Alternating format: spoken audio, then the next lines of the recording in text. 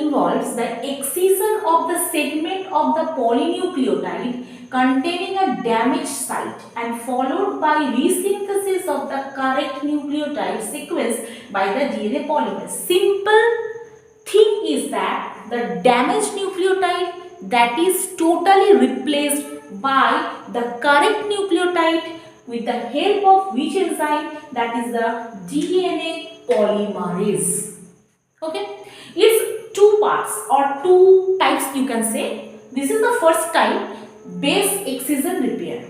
So it initiates the removal of the damaged nucleotide base, okay, and excision of the short piece of the polynucleotide and resynthesis with the DNA polymerase. So here the base, in only one base that is already damaged or the wrong base which is not fitted with the another base, then it is replaced by the, and this total function is done by the DNA polymerase. Okay, and it is used to repair many minor damage.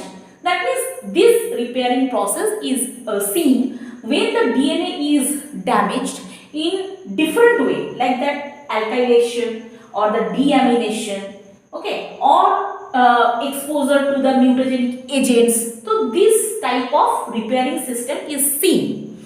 And DNA glycosylase here, it initiates the repair process. This is another enzyme. You have to remind that the DNA glycolysis